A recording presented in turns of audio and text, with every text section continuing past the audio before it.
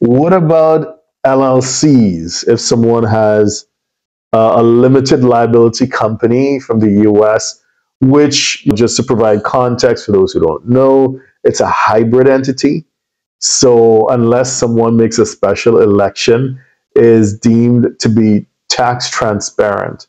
So typically in the US, the LLC itself is not usually taxed, but the members, whether it's a single member or you have multiple members, in which case it's a partnership, the tax would lie in the hands of the members rather than the entity. So that's generally how it is.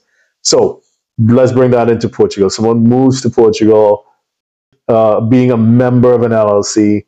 What happens there? In the respect of the taxation, the principles would be the same, will not change. The way that an individual that moves to Portugal receives income from an LLC would be treated more or less in the same way in the past. Under the NHR regime, we had the discussion about how that income would qualify from a tax perspective in Portugal, either as an investment income or even business income, or other type of income not specifically foreseen in the double tax treaty, because under the NHR regime, it was relevant to evaluate how the income would be treated under the double tax treaties concluded by Portugal. And the exemption from taxation would depend also on that. With this new regime, if someone moves to Portugal and has the right to this new tax incentive because, for example, performs a role in a Portuguese company that can qualify for the regime.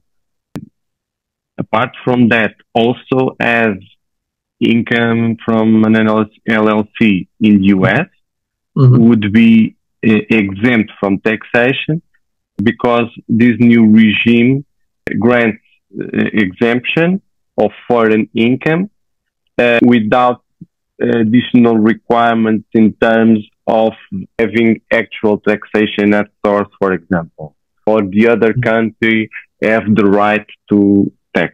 Okay, so this is potentially a step up from what existed before. Again, once you qualify, and of course it's more difficult to qualify under this new regime, but once you do qualify, no further questions, foreign source income excluded. Simple. We can use also as an example the discussion around capital gains, because under the NHR, usually taxation of capital gains, for example, the portfolio securities, as a general rule, would be taxed at 28% and would not benefit from the exemption.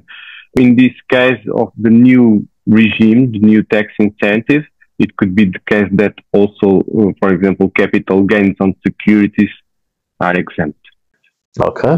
Again, it's simple, and it is potentially, not potentially, it clearly is more attractive than the situation that existed before. That's good to know. Of course, again, I know I'm repeating myself, it is more difficult to qualify for this new regime than the old one.